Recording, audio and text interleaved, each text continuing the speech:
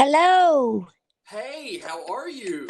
I'm fabulous. It worked. It did work. I'm really excited. I didn't know if it was going to. I was really nervous that it wasn't going to work. How are Oh, you I love today? your accent. I'm fab. Thank you. Actually, my wife had said you may have some trouble understanding me because, No, no, no. I love it. That little southern twang. yeah, I'm not I very don't, good at it. well, I don't even notice that I have it because everybody around here talks that way. Right. I like it a lot. It's very becoming. Well, thank you. I appreciate that, especially coming from you. So thank you. Do you want to just dive right in? I guess. Go for it. Yep. All right, absolutely. I've got some questions I came up with, like maybe 10 questions on a tablet here. So, how is quarantine life going for you? Like, what are you doing to pass the time? I am loving it because we're not traveling and I get to spend all my time with my beautiful dogs. Of course, that is awesome.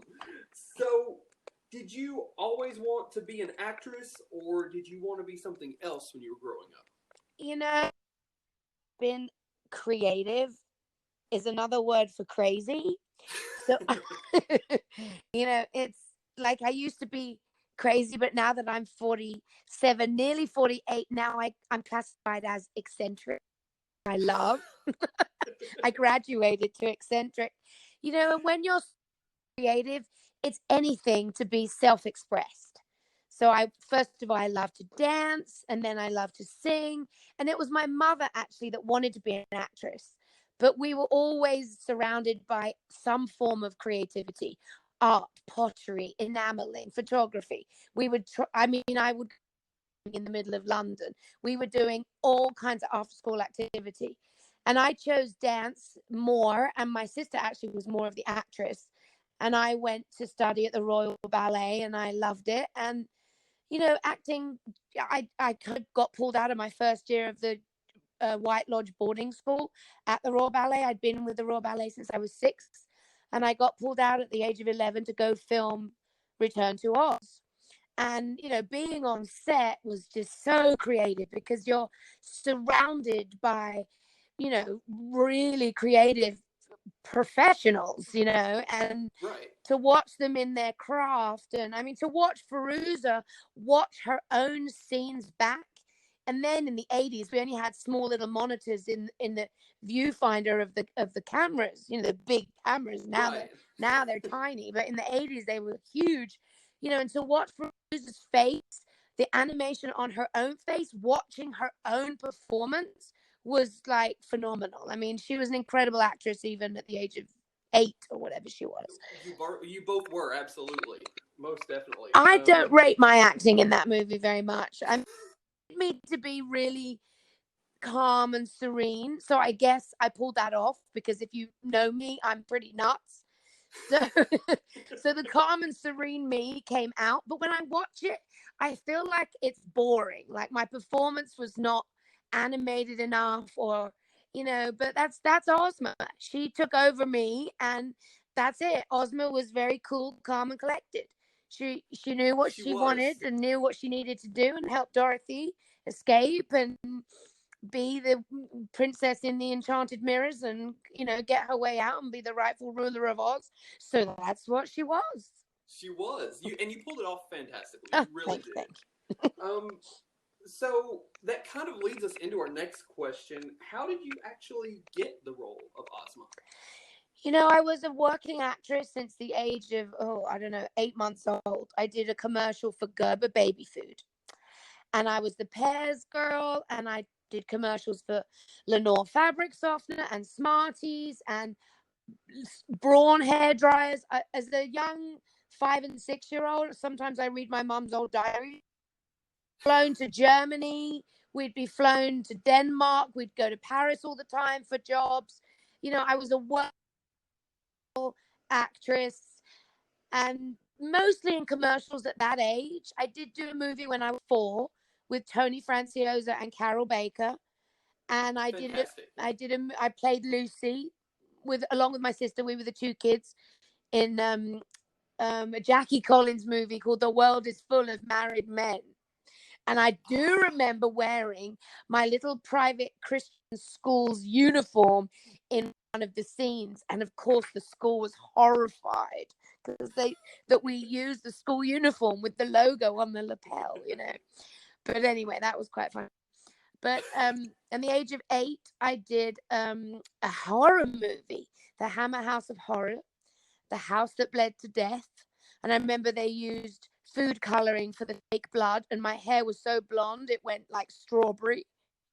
I saw that movie when I was like 6. I didn't know that you were in that movie. I might have to go back and rewatch it now. Yes, I played Sophie, the main character, where all the crazy, scary things got put in front of, like my cat. Right. My cat died. I am going to go back and rewatch that very very soon, within the next week. I had no idea you were in that. I think the thing with me working as a child, apparently, I don't remember much, but my mum would say that I would walk in and just make them laugh.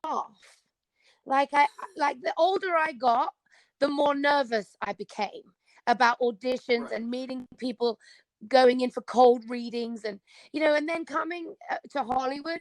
People don't even look up. The casting directors don't want to know you, don't care about you. You spent 5 hours rehearsing the lines the night before and reading all the scripts and getting prepared with your acting coach, and then they don't even look at you. It's like next all the time, so. But as a kid, as I got older, I didn't enjoy it. But as a kid, I really enjoyed it. I got out of school early, or I didn't have to, because if I had an audition or a commercial or a shoot or whatever, it was like way more fun than going to school. Until I got to the Royal Ballet, and then I got to dance all day, so that was fun. I just couldn't sit still at a desk. So that's probably why I'm technology challenged these days anyway. So we're happy this phone conversation's working.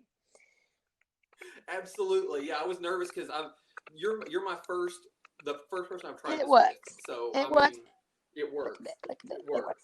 So how did Ozma land in your life? So yes, getting back to that. Sorry, I went off on a tangent. So it was just. No, it's great. I love it. You talk as long as you want. Thank you. It was just a regular audition for me. I do remember. I knew it was Disney, and they wanted a princess. And I was all very princessy. I was the kind of child that would look like a princess and be in a pink dress, but I'd be climbing trees and acting like a boy. So I think that book was written for me, where it says, think like a man, look like a girl, or whatever it is. That was me. Right. And I guess, I know. The casting director was the same casting director who did E.T. with Drew Barrymore. And my interview was very, very normal, very sweet. I read the lines and they liked me and everything. And he was telling me some of the stories of when he had first met with Drew Barrymore. And all he did was hide behind the sofa. Drew was walked in by her chaperone or her mom or an adult and just stood there. And he was hidden behind the sofa, and he put a teddy bear in front of his face, and he jumped out of the sofa to make her laugh or whatever. And all she did was drop her jaw and scream. And she got the job. I love that story. She got the part. That is a great story. I've never heard it before. So my story wasn't as fun as that, but I do remember meeting with him, and he was a very nice guy. He actually was on the shoot with us through the whole entire movie. He'd go over lines with myself and Feruza. He was always around to help. We were really the only children on the set. So we felt very special most of the time, running around being fun and crazy and being childlike because we were kids. So the audition went really well, and they called me back for another audition, and then that was it. It was everyday life to me because I was always auditioning. I was very confident as a kid, so I would just walk in and apparently make them all laugh, and that's when I would book the jobs. So, but I do remember the dresses because there was two. A lot of you don't know. Some of you Oz fans, diehard Oz fans, know that there was two Ozma dresses, and I got to be Ozma twice because the first time was in this beautiful lace gold ensemble that was blended a little bit too much with the gold mirrors, they said, and it was super regal and elegant. And I'm looking at a picture of it right now as I'm talking to you, it kind of looks a bit more like the L. Frank Baum books. And I'll Right. text you a picture of it. So the gold Okay. was more along the lines of the way it was written of this princess, of what she looked like. And that didn't Right. work. So then bingo, they hired Elizabeth Emanuel to make my dress that you saw in the movie, the white and the green emerald dress that was designed and created by Elizabeth Emanuel, who made Lady Diana's wedding dress, which I thought was That is lovely. fascinating. And later, actually, it was my second marriage wedding dress for my second wedding. So later in life, That at is like awesome. 24 years old, again, she made me another dress for my wedding. Yeah. So I got to be a beautiful princess twice with two different outfits, which was very fun. And they could never keep me still because, I'd always want to bounce around. And these dresses were really, really heavy. So, having to sit Oh, really? still and, put your feet together and show the ruby slippers and poke it out of the white lace and you couldn't Right. turn too easily in that big white green dress because it had spiky bits that would literally like take your eye out if you turned your body away from your head too fast. So it was quite an ordeal. It took like 4 people to get me in that dress. You've actually given me a lot of insight to look at when I rewatch the film the next time, which will probably be within the next week or so after this. But that actually kind of brings me to my next question, which is my favorite question that I came up with. So I remember seeing the film for the first time when I was about 4 years old, Scary. and I remember being absolutely I terrified bet. by it, particularly by Mommy. Yeah. And I refused to watch it again until I was about 8. Oh. And my dad would ask me all the time, "You want to go rent the videotape of Return to Oz?" And I said, "No, No. not until I was like 8 again." Do you get that a lot, or is that just me?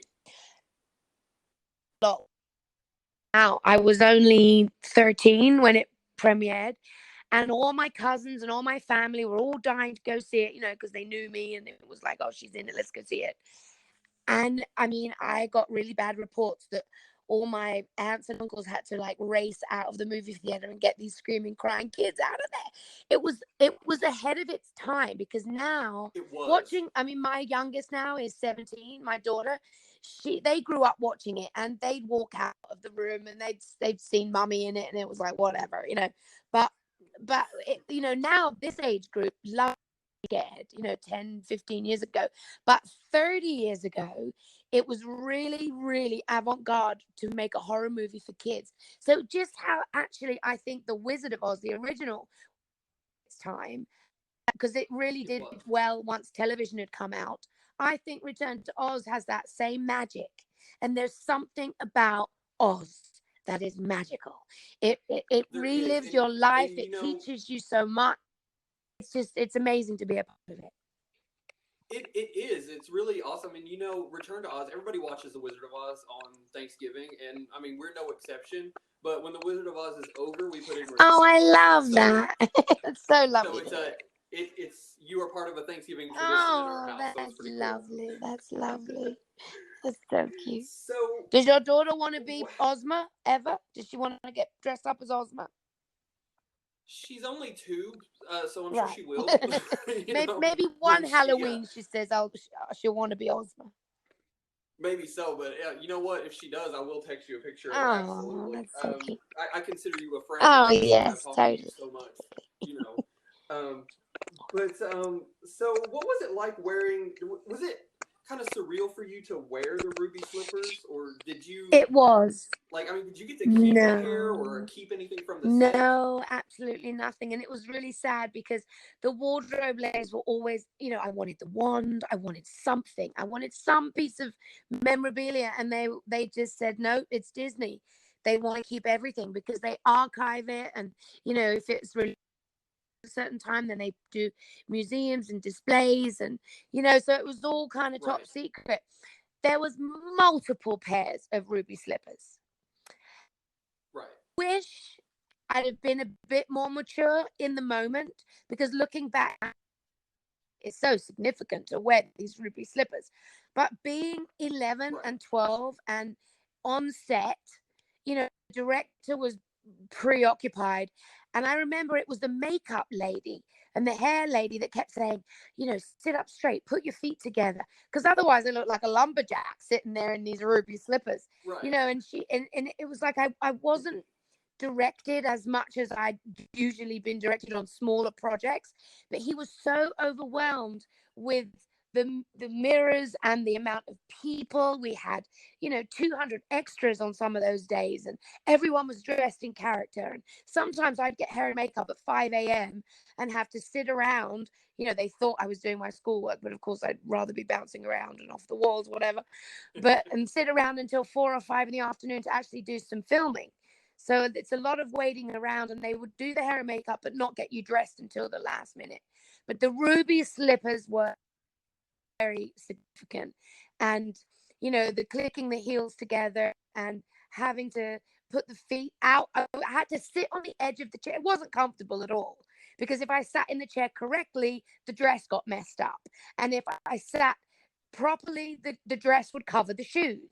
So it was all about propping up, sitting in the most awkward position on the edge of the tip of the chair so that you could poke the big long dress so that you could see the shoes. And you can't tell that you're keeping all that right, in your of mind course. When you see my face, it's like, oh yes, I'm so serene, but really, I'm really uncomfortable.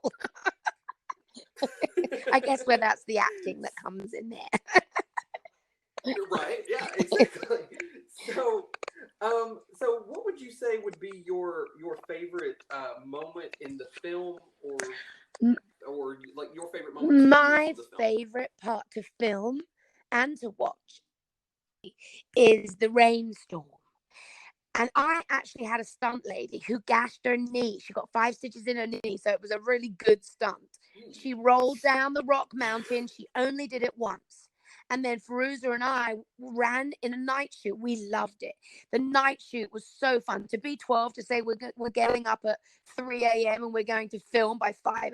It was amazing. It was all inside. We had a wind machine, and they made this rock river out of like jacuzzi warm bath.